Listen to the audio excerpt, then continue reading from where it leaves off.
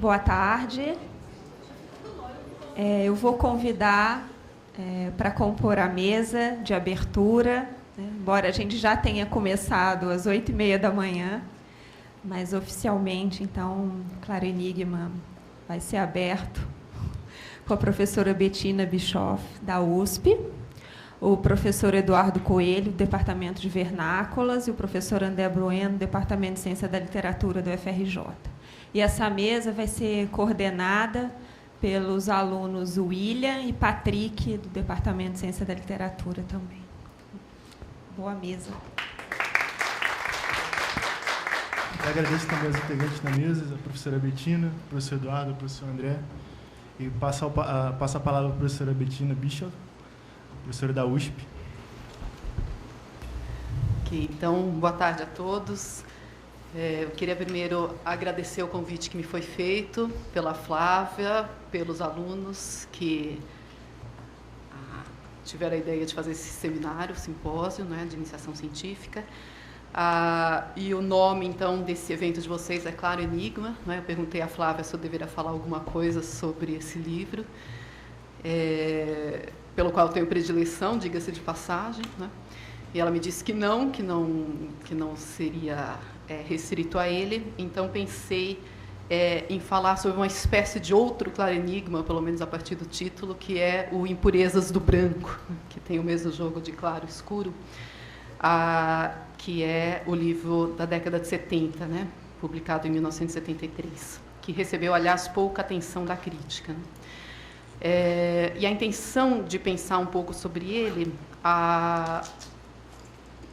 digamos que vai na direção de tentar situá-lo um pouco no contexto histórico em que foi escrito, o que significa situá-lo também em relação à própria obra do Drummond, e situar esse livro também em relação aos primeiros escritos do Drummond, ou seja, situá-lo também em relação um pouco ao modernismo, né? Então, para isso, eu vou partir de um tema, para começar a reflexão sobre esse livro e essa época na escrita do Drummond, vou partir de um tema recorrente no livro, nesse livro, As Impurezas do Branco, mas também reincidente na obra do Drummond como um todo, que é o da vida que não se viveu, né? Começo citando um trecho de um dos grandes poemas desse livro, As Impurezas do Branco, que é o Declaração em Juízo.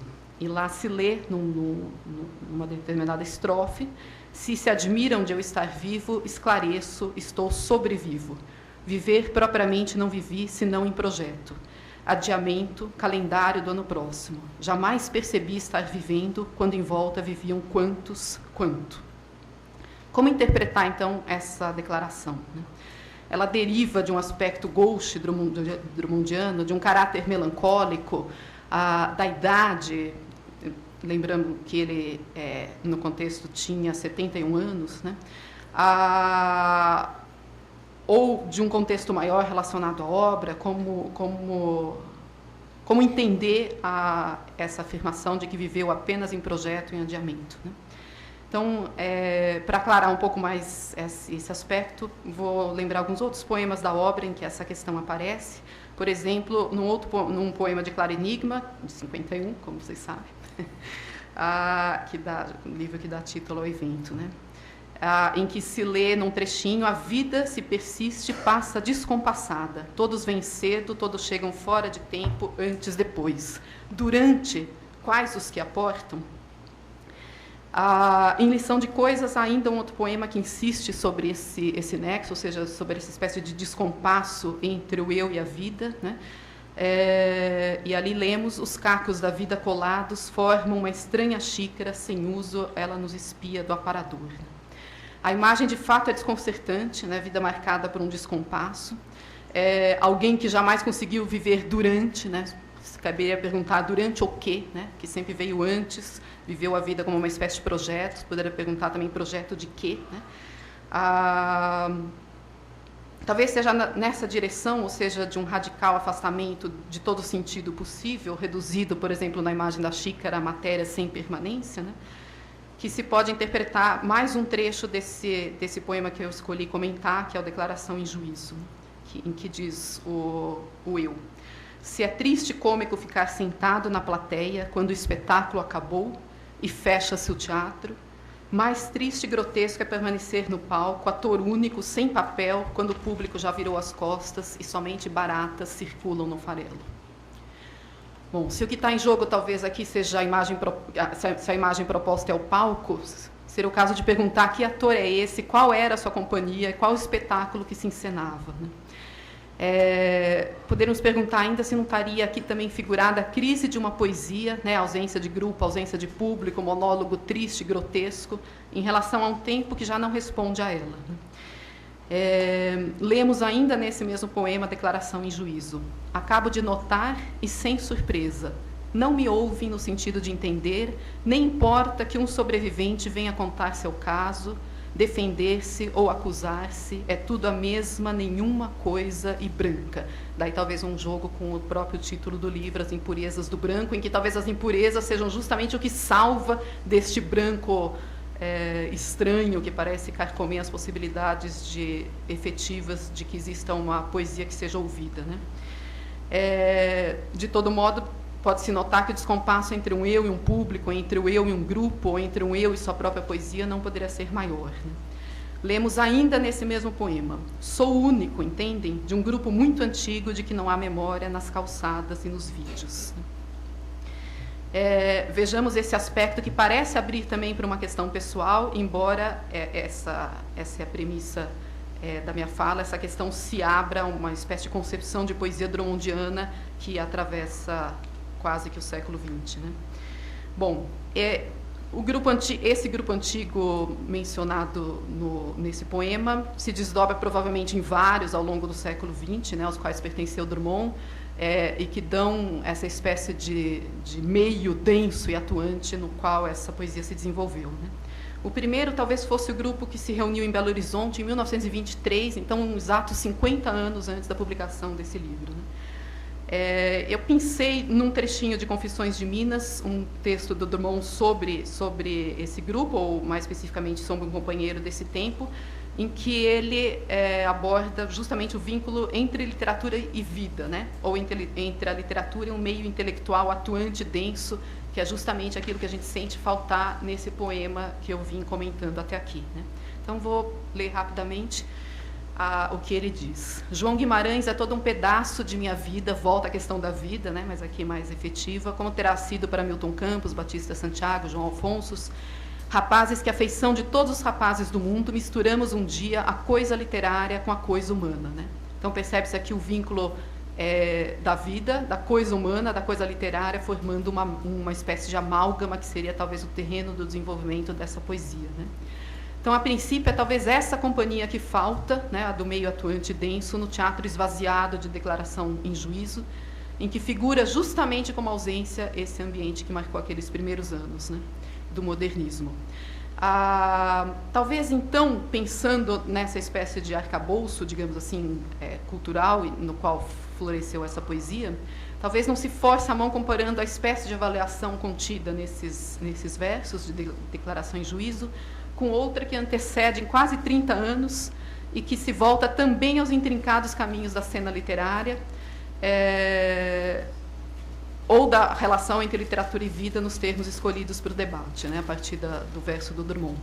E tal avaliação, de que eu lanço mão aqui para ajudar o raciocínio e para compará-lo ao poema, é a famosa conferência de Mário de Andrade sobre o modernismo em 1942. Né? Então, talvez se possa aprender o que diz Mário nesse texto em duas direções, né? Um balanço do modernismo em sua dimensão coletiva, que tem um aspecto mais arejado e clareador, e o outro confessional, do ponto de vista talvez mais dele próprio, bastante escurecido e negativo, em que ele pensa justamente os desacertos e descaminhos desse movimento, e que talvez seja o aspecto mais lembrado do seu texto, né? Eu começo por esse último, então, diz ele ali: vítima do meu individualismo, procuro em vão nas minhas obras e também nas de muitos companheiros uma paixão mais temporânea, uma dor mais viril da vida. Não tem. Tem mais uma antiquada ausência de realidade em muitos de nós, né? É curioso que aqui aparece de novo a questão do tempo, né? Uma paixão mais temporânea, uma dor que seja mais viril da vida, mas isso não aparece, né? O duro juízo se repete mais à frente. deveríamos ter inundado a caducidade utilitária do nosso discurso de maior angústia do tempo, de maior revolta contra a vida como está. E se agora percorro a minha obra já numerosa e que representa uma vida trabalhada, não me vejo uma só vez pegar a máscara do tempo e esbofeteá-la como ela merece. E, no entanto, esse depoimento tem uma outra face, né, um tom talvez mais clareador, quando ele aborda o modernismo pelo seu aspecto positivo, ou seja, quando ele aborda o modernismo como uma espécie de projeto voltado não apenas ao direito permanente à pesquisa estética, mas também a uma espécie de empenho de que essas mudanças estéticas se atualizassem em favor de uma realidade que as pudesse acompanhar, ou, digamos assim, cujo devir a atualização estética preparava, né? Ele bate várias vezes nessa mesma tecla, dizendo, por exemplo, o espírito revolucionário modernista, tão necessário como romântico, preparou um estado revolucionário de 30 em diante. Ou, mais à frente, o modernismo era um estado de espírito revoltado e revolucionário que a nós nos atualizou, sistematizando o direito antiacadêmico da pesquisa estética e preparando o estado revolucionário das outras manifestações sociais do país, né? Então, tem um vínculo muito claro entre o direito constante a uma atualização estética e a espécie de devir revoltado e revolucionário que essa mesma pesquisa antiacadêmica preparava, né? Ora, para o leitor de Drummond, o vínculo justamente entre essa espécie do que o Mário chama aqui de atualização estética e o devir que ela preparava, ou uma mudança das coisas que ela preparava, é central na sua poesia, como sabem todos os seus leitores. Podemos citar a Rosa do Povo, o Sentimento do Mundo, José, mas talvez muitos outros, inclusive talvez o Claro Enigma, que faz isso um pouco pelo avesso, né? Esse é um outro assunto, não vou entrar nele agora, mas se existe uma espécie de pesquisa estética nos termos ainda do Mário, que se volta à vontade de transformação da realidade, isso está na poesia do Drummond, né?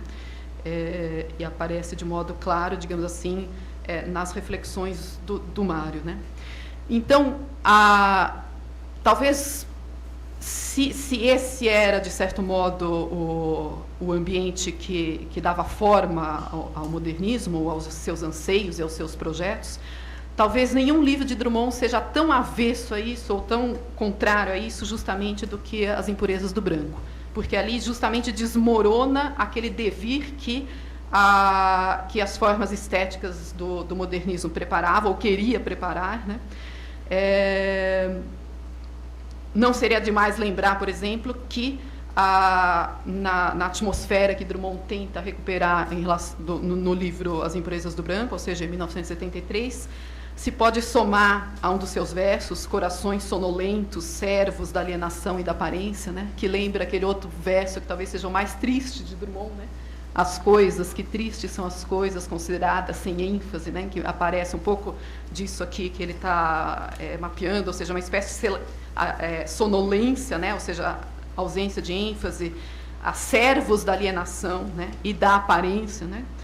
A isso se soma obviamente o contexto vivido, né? Ou seja, estamos há 9 anos sob ditadura militar e há 5 do AI-5, né? Então, nesse sentido, se pode ampliar a afirmação de Drummond de que não viveu, né? Que a princípio poderia ser uma afirmação meramente subjetiva, gauche, melancólica, etc., deixando o terreno restrito da subjetividade para vê-la como resultado do descompasso justamente mais abrangente entre uma espécie de possibilidade e seu fechamento, né, entre um projeto e o não cumprimento de suas premissas, ou entre anseios que são pessoais, estéticos e políticos, né, também pensando no que falava o Mário, mas principalmente na poesia do Drummond, e uma realidade que não mais responde a eles ou que lhes é francamente antagônica, né? Então, não apenas uma dimensão já muito pesada, que é a da política, mas juntando-se a essa outra dimensão, que obviamente tem relação com a política, mas não apenas, a do sono, a da alienação e da aparência misturados numa espécie de amálgama estranho, né?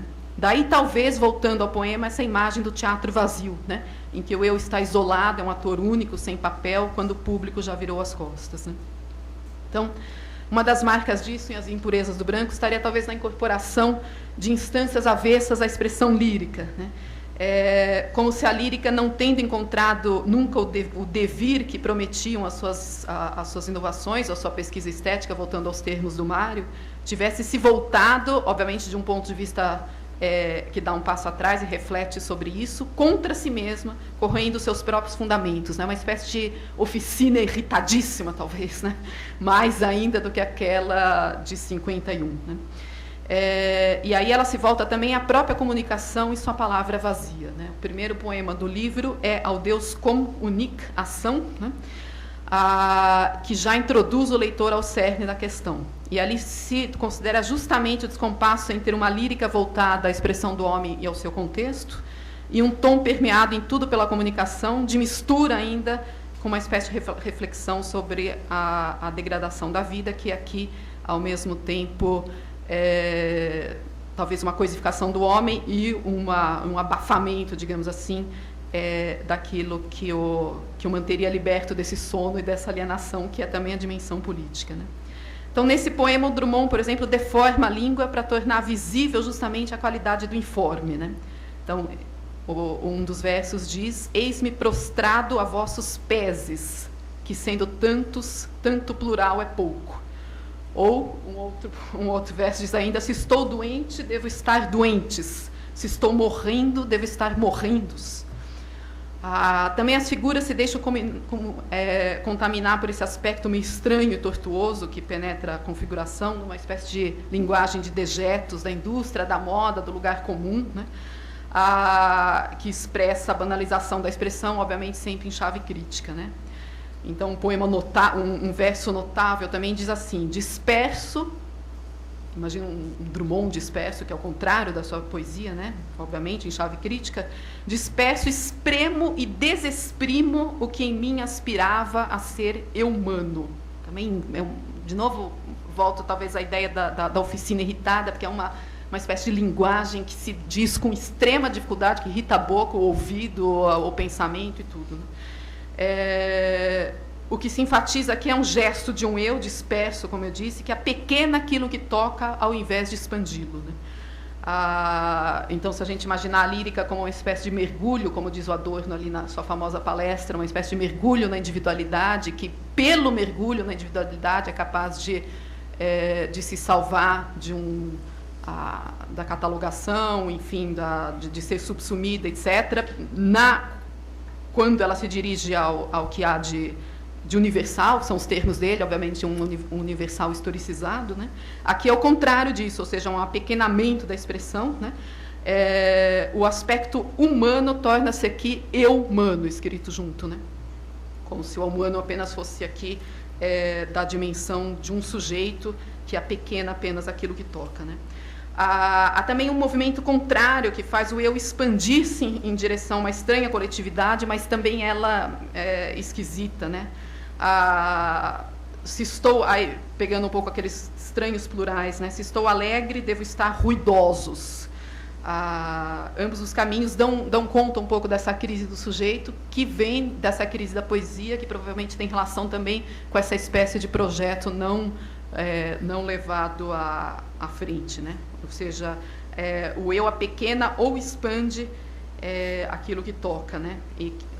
E, portanto, transforma o aspecto humano e singular em eu humano. Ou seja, aqui é uma espécie de capricho da subjetividade, né? Com a qual faz eco de modo latente, obviamente, também a situação política do país. Né? Mas aí você poderia perguntar, bom, e de fato Drummond é o nosso poeta negativo, né? Gauche, o poeta da pedra, do obstáculo, etc. Mas não existiria uma brecha aqui para essa cerrada construção, né, de um arcabouço negativo? De fato há, e é uma brecha curiosa também nesse livro. Né? O funcionamento disso que eu vou expor aqui como uma espécie de brecha, essa negatividade, funciona também como uma espécie contrastante ao ambiente escurecido da década de 70. Né? Então, essa abertura não vem de uma mudança do ponto de vista, mas da abordagem de uma espécie de tema que é recorrente em todo o Drummond, talvez, suficientemente forte para mudar a tônica escurecida do livro num determinado momento. Né? O poema em que isso acontece é a parolagem da vida, que começa paradoxalmente, como tantas vezes também em Drummond, pela afirmação de uma ausência de sentido ou de uma negatividade cerrada, né? Então, o primeiro verso é como a vida muda. Então, aqui, de chofre, anuncia-se a possibilidade de transformação, de mudança, mas com uma pequena variação, o Drummond faz silenciar o verso e essa possibilidade, porque como a vida muda, esse verso segue-se como a vida é muda. E o silêncio baixa no verso e baixa sobre a possibilidade de mudança, né? Esse é o começo, ele mais à frente vai se abrir. Como a vida é nuda, como a vida é nada, como a vida é tudo, de novo aqui se tenta uma abertura, como tantas vezes em Drummond, né? Como no Áporo, em que ele vai tentando, cava, sem alarde, né? Tudo que se perde, mesmo sem ter ganho.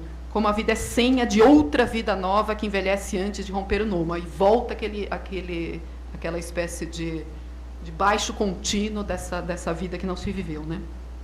Bom, então, mais uma vez, tudo aqui talvez leve a pensar que não haverá abertura, mas uma instância rompe de forma inesperada o cerco das coisas bloqueadas, né? Então, no mesmo poema, lemos mais à frente como a vida vale mais que a própria vida, sempre renascida em flor e formiga. Esse flor e formiga é para recuperar o inseto e a orquídea do Áporo, né? De fato, é uma espécie de estrutura recorrente, a tentativa de sair do impasse, e algumas vezes a possibilidade de que isso aconteça, né? Sempre renascida em flor e formiga, em seixo rolado, peito desolado, coração amante. E como se salva uma só palavra escrita no sangue desde o nascimento: amor, vida, amor. Então, há aqui uma transformação de peso também para o leitor de Drummond. O leitor de Drummond reconhece a força, que não é apenas uma mera exposição de uma das possibilidades afetivas do sujeito, mas que carrega algo outro, que eu vou tentar também desenvolver aqui, que é a questão amorosa nele, né? Então, a transformação tem peso, né? O neologismo vida-amor força a passagem de uma afirmação de sentido em meio justamente ao bloqueio travado e intransponível, ou a princípio intransponível, né? Então, e a partir dessa primeira brecha, talvez na construção do livro como um todo, que ele coloca um segundo poema, como se esse caminho tivesse sido aberto por esse primeiro, que chama-se Amor e Seu Tempo, curiosamente, Seu Tempo, né? Então, o poema o Amor e Seu Tempo se baseia num jogo de estreitamentos e alargamentos, né? Eu não tenho tempo aqui de ler todos os poemas, vou lendo os trechinhos, né? A mais estreita cama, que se torna mais larga e mais relvosa, essa última é do Drummond. A cada poro que se transforma, ampliando a imagem, alçando-a em céu do corpo, também o verso do Drummond. Se o amor cito ele novamente, leitura de relâmpago cifrado, com a sua decifração, nada mais vale a pena e o preço do terrestre.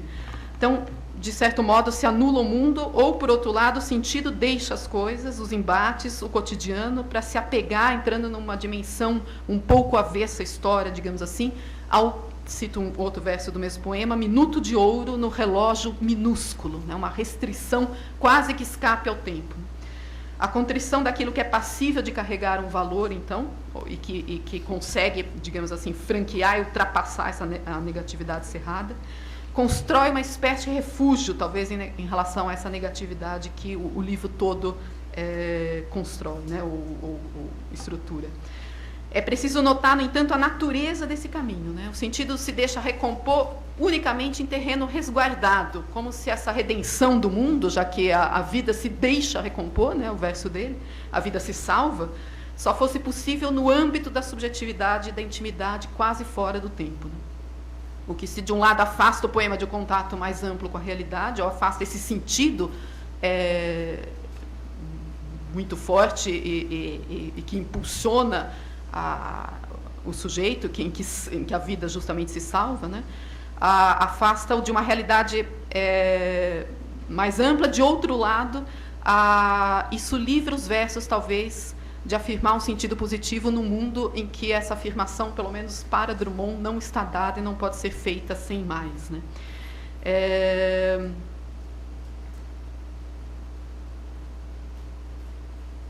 Então, tem um outro texto de Passeios da Ilha que pode nos ajudar a compreender, digamos assim, esse aspecto do amor, ou seja, a necessidade de levar para a interioridade esse momento da afirmação, né? E a impossibilidade, talvez, de fazer com que o sentido mais amplo, ou mesmo uma luz mais forte, seja simplesmente aberta, né? Talvez um pouco como a máquina do mundo, né? Porque que o eu recusa o oferecimento da máquina, né?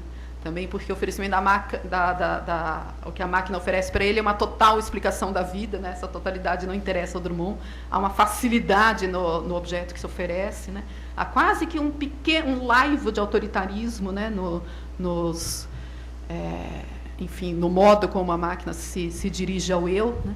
E há principalmente o aclaramento, digamos assim, a abertura total desse total funcionamento, dessa total explicação do mundo e das coisas, que para o Drummond não cabe, né? Preciso resguardar, do contrário, eu penso às vezes com relação a esse poema na fotografia, né? Se a luz estoura, já não há relevo, já não há perfil, já não se tem o conhecimento das coisas, né? Além do que, a luz estourada seria para o Drummond uma espécie de falseamento da realidade, já que a realidade não é uma realidade iluminada, então qualquer iluminação excessiva da realidade é para ele uma espécie de falseamento. Daí talvez o opaco, em que ele insiste em encerrar em colocar um anteparo frente ao olhar do eu lírico, que quer constantemente ver a lua e a estrela no céu à noite, né?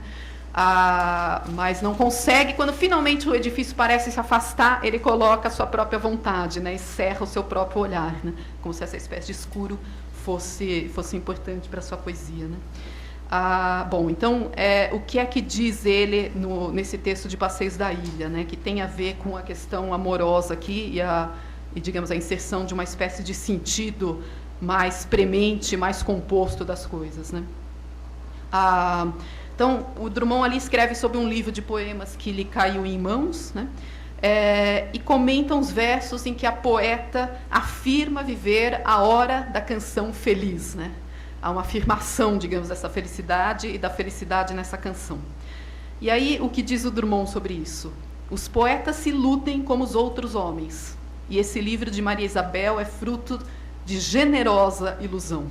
Coloca um generoso, já que as ilusões podem ser generosas em relação ao que se quer que aconteça também. E qual é o grande problema de dizer que a hora da canção feliz chegou, né, que é o verso dela? Diz o Drummond que ela antecipou a hora da possibilidade de felicidade, né? Alguém poderia dizer, ora, nada impede que a poeta seja feliz aqui e ali, né? Mas para o Drummond, digamos, para uma poesia drummondiana, o registro da felicidade em poesia é uma espécie de antecipação ou ilusão que deve ser evitada, né?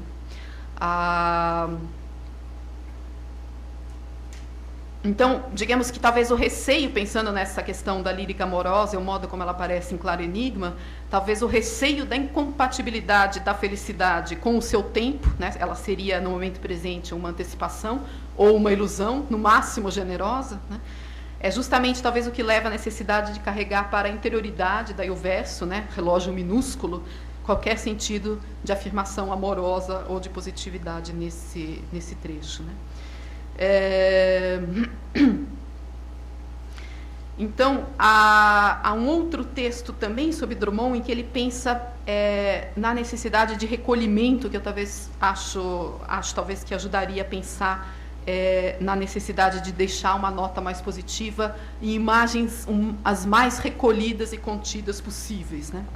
Então, esse texto também está em Passeios na Ilha. E ali o Drummond começa a falar sobre o desejo de fuga, por exemplo, né? Justamente de ir à ilha, etc. E diz assim: a ideia de fuga tem sido alvo de crítica severa e indiscriminada, como se fosse ignominioso, por exemplo, fugir de um perigo, de um sofrimento, de uma caceteação. Como se devesse o homem consumir-se numa fogueira perene, sem carinho para com as suas partes cândidas, ou pueris dele mesmo, que cumpre preservar, e aí é muito curioso, porque ele pensa em preservar com um sentido, e esse sentido continua a ler o texto dele, preservar principalmente em vista de uma possível felicidade coletivista no futuro. Ou seja, existiria, portanto, é preciso que o eu hoje se preserve, né? É nesse sentido que os poemas marcadamente subjetivos de Drummond, calcados também no seu feroz individualismo, né, como tantos já viram, podem de fato compor pelo recuo que a afirmação de sentido perfaz, em relação à realidade escurecida e truncada, uma espécie de reserva futura, guardada, segundo o que diz o próprio Drummond em seu texto, não para o indivíduo, mas para uma felicidade coletiva, né? Talvez por isso se possa entender um pouco mais essa afirmação que ele faz com relação ao livro da moça, ou seja, o fato de que a antecipação da canção feliz seria aqui uma espécie de ilusão, né? Então, de todo modo, voltando ao livro, né, e ao aspecto, de certo modo, descompassado ali entre uma espécie de projeto que era o projeto moderno e digamos, o ânimo que estava na base daquela poesia ou daquela espécie de pesquisa que se vinculava também à questão social, como está na poesia do Drummond e no texto do Mário, né? Voltando a essa questão, talvez possa dizer que, em relação às impurezas do branco, esse livro de 1973, excetuando o tema amoroso, ou alguns poemas de ocasião, que também são muito leves e um pouco estranhos, né? Depois poderia falar deles, talvez, o tom se volta à incompletude e à negatividade, né? Uma das razões para isso talvez estará no enorme descompasso justamente entre o projeto estético e a realidade, né? Que, de certo modo, impede que essa espécie de ligeira configuração de sentido, como, por exemplo, aqui eu apontei no poema amoroso, possa vir em imagens grandiosas à tona, né? Pelo contrário, ela é inteiramente recolhida em imagens minúsculas, quase fora do tempo, né? Então, em relação a isso, se pode ver um dos belos poemas do Drummond nesse livro, que é a série que ele fez sobre aquarelas do Portinari acerca do Dom Quixote e o Sancho Panza. Aliás, elas estão aqui no Rio, né? Então, no último poema, ele diz: dorme, Alonso Quejana. Alonso Quejana é, como sabemos, o nome da personagem antes de tomar antes de nomear-se a si mesma de Quixote, né? Então, é como se fosse o nome da personagem antes do sonho, né? Antes e depois, porque aqui ele vai contar o que aconteceu, né? Dorme, Alonso Quejana, pelejaste mais do que a peleja e perdeste. O ímpeto, o relento, a desmesura, de que valeu o tudo desse nada, neutras estátuas de alimárias velam a areia escura de teu sono, despido de todo encantamento. Dorme, Alonso andante, petrificado cavaleiro desengano. Então, é de uma melancolia cerrada, mas, como também está no Drummond, talvez todo o fechamento dele aponte ainda por uma espécie de laivo de abertura, e esse laivo de abertura vem aqui nesse poema de uma forma irônica, já que, sendo esse o último poema da série sobre Dom Quixote, que termina com um andante petrificado, cavaleiro desengano, né? Como eu disse, esse último poema da série, na verdade, tem o título de Noturno Antifinal, né? Como se pelo título Drummond ainda apontasse para essa espécie de possibilidade futura, né? Então, com isso, de certo modo, acabei falando de um livro cerradamente negativo, né? Do Drummond, mas enfim, o Drummond tem esses aspectos todos, né? Mas talvez seja interessante esse livro justamente para pensar digamos assim, a poesia. Eu acho que esse livro traz uma espécie de reaproveitamento de vários temas do Drummond, alguns talvez de modo mais enfático do que acontecia antes, né? Acho que o poema traz também a ideia, ou ele reclama, digamos assim, de uma espécie de mundo outro, né, que não está lá, e por isso a sua negatividade, né? Em alguns momentos ele abre a possibilidade para esse mundo outro, sabendo, no entanto, que essa luz não deve ser estourada, justamente porque então ela cairia numa espécie de reconciliação que seria falsa, né? No entanto, a negatividade contém, de certo modo, a luz, como em tantos poemas do Drummond, né? E um pequeno laivozinho disso é essa nomeação quase que irônica deste último poema da série, completamente negativo, como ainda um noturno antifinal, porque o final ainda não foi narrado, né? É isso.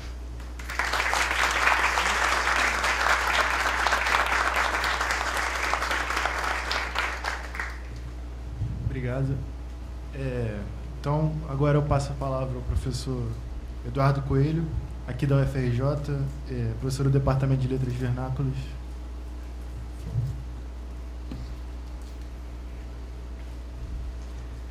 Boa tarde.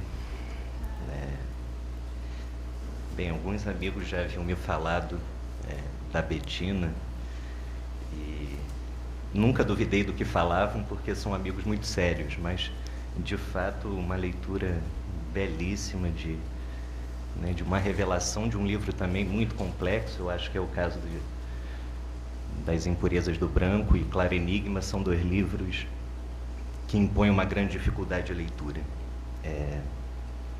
Eu queria agradecer a Flávia e ao William, que fizeram um convite para eu participar desta mesa. Eu, desde que me tornei leitor de poesia, a obra de Manuel Bandeira e de Carlos Drummond de Andrade sempre foram aquelas a que mais me dediquei. Mas a relação que eu estabeleci com cada uma delas é absolutamente divergente. É como se Manuel Bandeira, por meio da sua grande ternura, me lançasse um movimento de comunicação. E o Drummond, ao contrário, por meio da sua particular tristeza, me lançasse muito mais num estado de silenciamento. Então foi bom ter a oportunidade de desenvolver um trabalho sobre a poesia de Drummond, que eu não tive até então, na verdade. É a primeira vez que eu escrevo sobre a poesia de Drummond, porque também era um convite irrecusável, né, em função do contexto de um evento organizado por alunos na instituição em que eu trabalho. Então me fui posto contra a parede e enfrentei o meu medo. Bem, eu de modo geral não uso epígrafes no meu trabalho, mas neste caso eu não podia deixar um poema de Carlos de Oliveira, um poeta português, de lado. O título do poema é Sobre o Lado Esquerdo, do livro homônimo Sobre o Lado Esquerdo, em que há evidentes diálogos com Drummond. De vez em quando, a insônia vibra com a nitidez dos sinos, dos cristais. E então, das duas, uma. Partem-se ou não se partem as cordas tensas da sua harpa insuportável. No segundo caso, o homem que não dorme pensa: o melhor é voltar-me para o lado esquerdo e assim, deslocando todo o peso do sangue sobre a metade mais gasta do meu coração, esmagar o coração. O belíssimo poema de Carlos de Oliveira evidencia um sujeito angustiado e melancólico. Diante de sua profunda solidão de insônia, nada resta exceto esmagar o coração, um símbolo relacionado, desde as epopeias gregas, ao que há de mais humano. Não existe o outro no contexto de Sobre o Lado Esquerdo, poema indubitavelmente drummondiano, selecionado para a abertura de minha comunicação, por manifestar, com tamanha economia e potência, uma série de sintomas de Claro Enigma. Neste livro, o outro também está ausente, embaçado, ou então se revela na esfera amorosa e memorialística. Em sua lírica amorosa, porém, a concepção da alma extinta está presente em alguns versos, de modo que o outro é de todo um meio. Às vezes é aquele, como em tarde de maio, que volve o rosto e passa. Na poesia memorialística de Claro Enigma, predominam as situações de perda, fazendo do outro mais um índice da falta. Não é de se estranhar que o outro esteja tão apagado. Afinal, o próprio sujeito aceita a noite, cruza os braços e nem destaca sua pele da confluente escuridão, conforme versos de dissolução, poema que abre este livro. A incomunicabilidade ganha lugar de destaque, portanto, desde o início. Parece uma situação de misantropia. Hannah Arendt, em Homens em Tempos Modernos, em Tempos Sombrios, afirma que o misantropo não encontra ninguém com quem trata de partilhar o mundo. Em Claro Enigma, o mundo está de tal maneira desconcertado que talvez nem haja o que partilhar, senão imagens de desencanto, desilusão, esgotamento e ruína. Diante de tais aspectos, sempre me provocou estranhamento a adoção da palavra neoclássico como uma das características fundamentais deste livro publicado em 1951. Sem dúvida alguma, críticos se valeram do neoclássico em função de poemas em formas fixas ou em versos de métrica regular, publicados em Claro Enigma. Contudo, o neoclássico não pode ser reduzido a normas de versificação e, se ampliarmos o foco de análise, talvez apenas tela contemplada aceite uma designação desse tipo. Como uma espécie de alegoria do neoclássico, gostaria de examinar brevemente uma carta de John Keats, poeta romântico inglês e certamente, entre os de sua geração, o mais próximo da cultura grega. A carta é de 1818, escrita pouco depois do adoecimento de seu irmão caçula e da necessidade de auxiliá-lo no combate à enfermidade. A reação de John Keats é, no mínimo, surpreendente.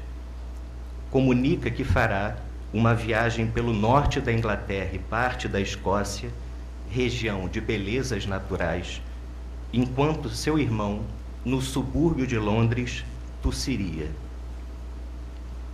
É bom destacar que o poeta havia nascido no subúrbio de Londres, que odiava por causa da feiura e da pobreza.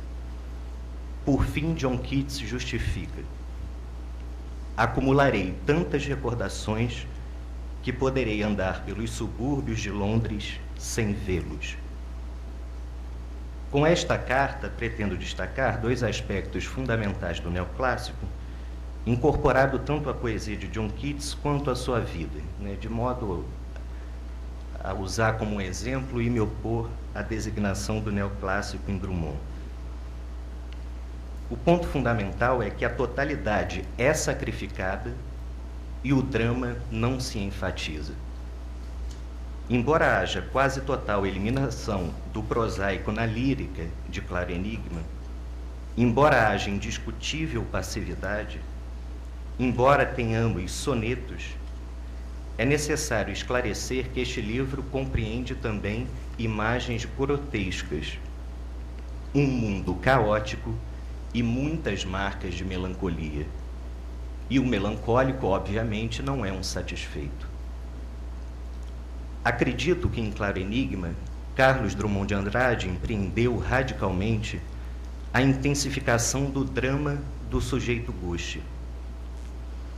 Uma intensificação que suponho criada através, especialmente, da assimilação de cartas de Mário de Andrade escritas em 1944 ao seu então já maduro aprendiz, mas não posso esquecer de modo algum de Meditação sobre o Tietê, último poema de Lira Paulistana, de 1947, obra póstuma de Mário de Andrade, da maior relevância para a constituição do tom sombrio e desencantado de Claro Enigma.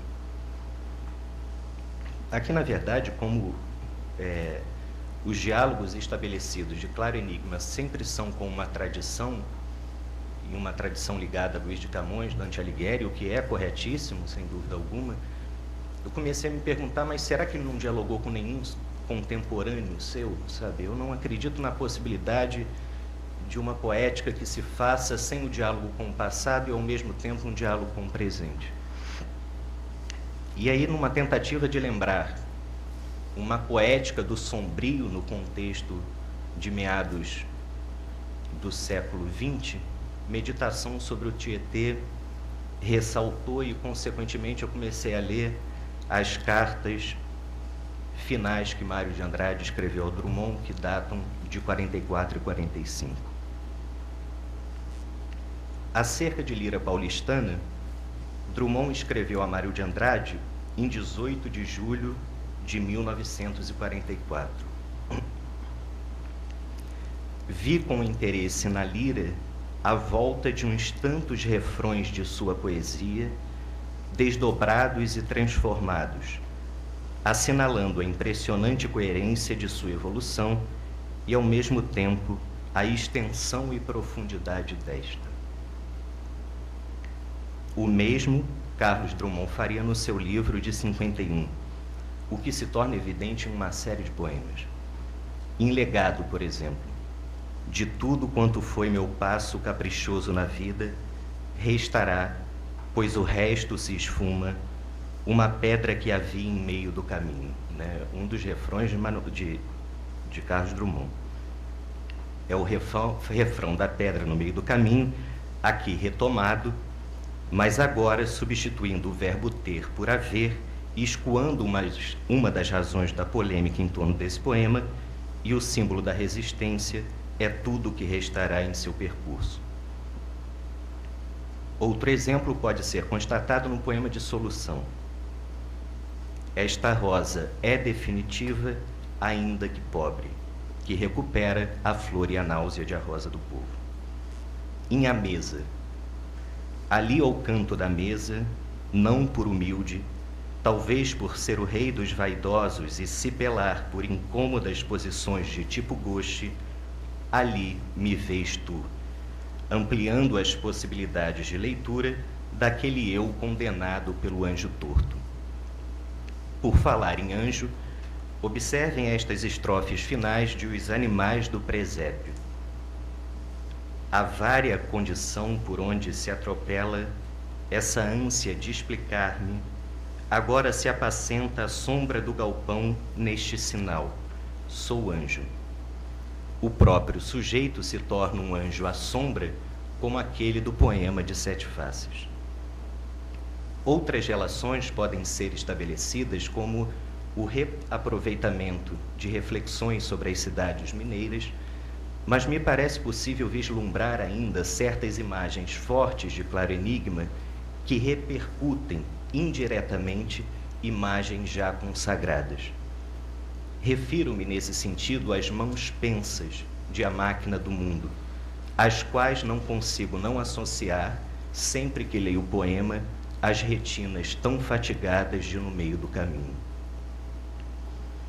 Agora gostaria de citar uma carta de Mário de Andrade, de 15 de outubro de 44, em que analisa a poesia drummondiana. A sua dramática capacidade de ser si mesmo e consequente solidão trágica, no meu sentido de trágico, isto é, a fatalidade de uma predestinação invencível, você é o mais trágico dos nossos poetas, o único que me dá com toda a sua violência a sensação e o sentimento trágico, e a minha angustiosa impossibilidade de me ser, e a ausência consequente de obter minha ou mesmo qualquer espécie de solidão. Mas eu creio que o caráter trágico da sua poesia, revertido à substância da sua solidão, essa cabeça baixa, o assustador diálogo de você com a menina no bonde, é uma pista para denunciar uma das diferenças mais essenciais e características da sua personalidade poética. Não acha, não? Adiante, em um acréscimo à carta já concluída, faz as seguintes considerações. Estou acabando de ler o estudo magistral do Lauro Escorel sobre você. Acha que você ultrapassou a sua solidão com o sentimento do mundo? E eu acho que não, que absolutamente não. Você ama e com amor ansiado, solidariza, participa, digamos até que se entregue, mas não se integra, não se dissolve em. Você não se transpõe. se transporta, mas permanece insolúvel. Não se transpõe porque não consegue transcender a si mesmo. De fato, parece uma compreensão que levará Carlos Drummond de Andrade ao claro enigma. Parece até mesmo uma espécie de projeto do livro. Porém, não é nesse trecho que se firma a relação mais evidente de uma possível compreensão de gênese criativa. É na carta que Mário de Andrade escreveu em 11 de fevereiro de 45, ao tratar do poema Meditação sobre o Tietê. Afirma o Mário: ando fazendo um poema chato, pesado, difícil de ler, longo demais, duro nos ritmos, cadencial, bárdico, uma espécie de meditação sobre o Tietê. A descrição elaborada por Mário nos remete até mesmo a sentar-se ao ritmo da primeira estrofe de Oficina Ritada, que apresenta ainda duas expressões dessa carta, difícil de ler e duro. Eu quero compor um soneto duro, como o poeta algum ousar escrever. Eu quero pintar um soneto escuro, seco, abafado, difícil de ler. O último verso repete a rítmica da frase do Mário de Andrade na carta. Um outro aspecto muito importante é que Drummond, em certa altura, sinaliza ao Mário de Andrade a respeito da sua excepcional habilidade de reformular a redondilha maior, um verso tradicional da lírica portuguesa, e que tal renovação desse verso tradicional se faz por meio do uso do enjambemã com um tipo de corte seco. Todas as vezes que o Drummond usa a redondilha maior em claro enigma, ele usa com uma reformulação desse verso tradicional, se valendo do enjambemã com um corte abrupto, com um corte também muito seco. Mas, obviamente, que quando penso na prevalência da noite, do noturno em claro enigma, me vêm os versos de Meditação sobre o Tietê, e pensemos também que Claro Enigma é um livro de meditações. O início de Meditação sobre o Tietê, eu gostaria de ler. É noite, e tudo é noite. Debaixo do arco admirável da Ponte das Bandeiras, o rio murmura num banzeiro de água pesada e oleosa. É noite, e tudo é noite. Uma ronda de sombras, soturnas sombras, enchem de noite tão vasto o peito do rio, que é como se a noite fosse água, água noturna, noite líquida, afogando de apreensões as altas torres do meu coração exausto. É o início do poema, se desenvolve por meio da meditação sobre Tietê, uma certa viagem em que o Mário reflete sobre sua própria poesia. Assim como em Claro Enigma, muitas reflexões de Drummond sobre sua própria poesia. Bem, me parece de fato uma espécie de encerramento de um percurso, Claro Enigma, em que se destaca uma vasta amizade entre Carlos Drummond de Andrade e Mário de Andrade. Mário, numa carta de 15 de outubro de 44, afirma, ao fazer considerações sobre Murilo Mendes, Manuel Bandeira e Drummond, o que é uma maravilha de carta. O que eu gosto mais, o que está mais perto de mim, como se fosse carne minha, é você, é o que eu mais vivo. E Drummond, em resposta, e talvez a resposta mais extensa esteja em Claro Enigma, afirma: eu me sinto justificado nas suas obras completas. Me sinto também explicado e realizado. Acho que você foi grande por si mesmo, pela força própria e pelo suor do seu trabalho pessoal. Mas um pouco dessa grandeza se espalha por todos nós e nos engrandece. Obrigado.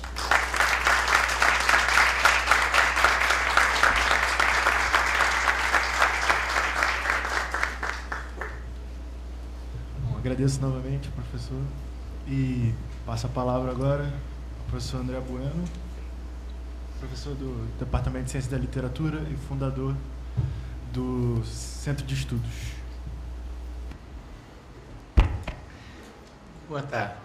Eu não vou ter muito para falar, são só 5 minutos. Agradeço, vocês ouviram 2 excelentes aulas, 2 leituras, primeira linha, né? Muito bacana, fortes conotações emocionais, coração veterano chacoalha. Nada, o que eu tenho a dizer só é que é um prazer. Esse centro de estudo foi criado nos anos 90, tinha umas intenções de criar núcleo para pesquisa, estudo e reunir assim um pouco à margem da sala de aula ideias e a rapaziada. Ele sofreu uma interrupção por problemas internos que não cabe discutir aqui, e é muito bacana que tenha sido retomado e chegue ao seu destino próprio, que são vocês, que é a rapaziada que vier chegando, que vai fazer as coisas e que tomara que continuem fazendo. Parabéns.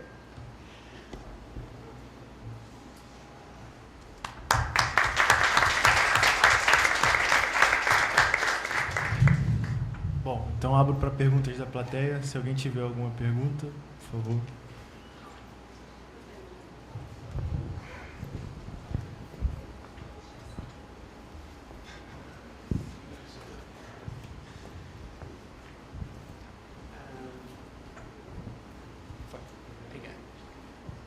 Tá ligado.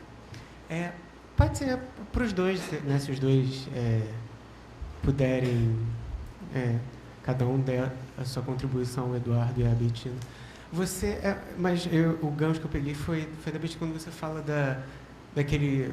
desse primeiro poema que você leu, que fala do eu humano. Como é que é o título? Desculpa. Declaração e Juízo. Coração e Juízo. Eu achei interessante essa que você falou da questão da linguagem, né, dessa linguagem que incomoda, que dói, que é a linguagem que o Drummond fala que quer fazer no Claro Enigma, né? Seca, abafada, difícil de ler, que chega a doer no ouvido, doer na boca quando a gente fala. Né? E é uma coisa que eu acho interessante de falar, porque a gente nunca pensa muito no Drummond como um poeta do significante, né? Pelo menos todas as leituras que eu estou acostumado a ver do Drummond, um poeta mais intelectual, mais no plano das imagens, acho interessante essa leitura do Drummond como esse deslocamento de significantes, né, que é uma coisa que me interessa bastante, né, como um dos poetas que trabalham prioritariamente com o significante. Não sei se prioritariamente, mas com certeza tem poemas em que essa questão está muito bem marcada, como o Áporo, por exemplo, né, do soneto corroído, né, da questão da orquídea anti-euclidiana. Eu queria saber se vocês concordam com isso, se vocês já pensaram nessa questão e tal.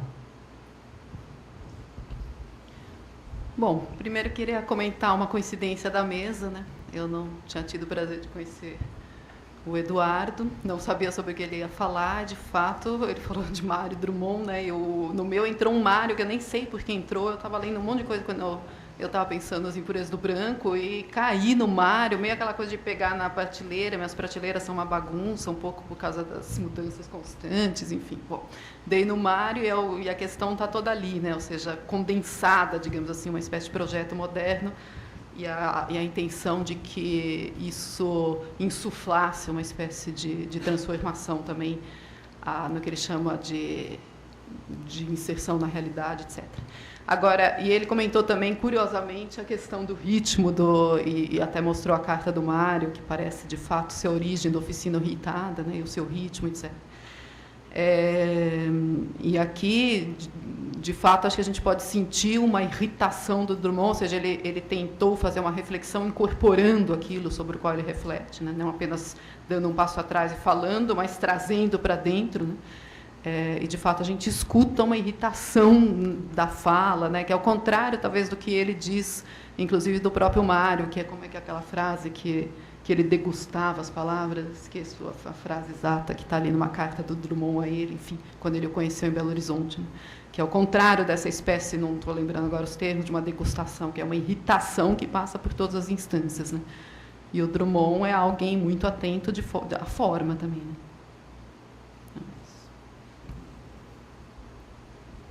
Eu acredito que a atenção sobre o significante é desde o primeiro poema de Drummond, sabe? e uma atenção também muito forte com o significado.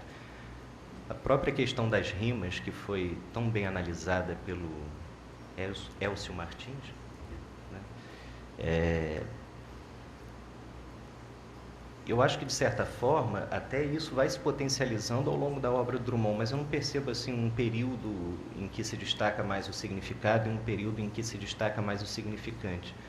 Até mesmo porque é quase impossível, diante de certos choques semânticos provocados por Drummond, você não atentar para o significante também, sabe? Porque aquilo é tão violento como imagem.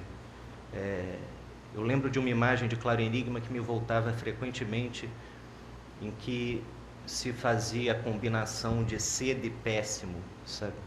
Assim, é tão impressionante a imagem, ao mesmo tempo, em outra altura, se tem o gavião molhado, né?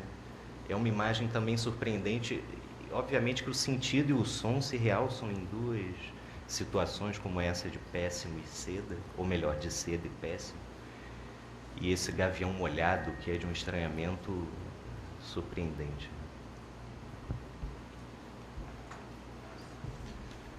Mais alguma pergunta?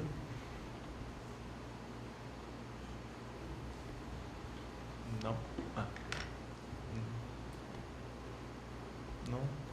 Então eu encerro aqui a mesa. Agradeço a todos, agradeço aos integrantes da mesa. Muito obrigado.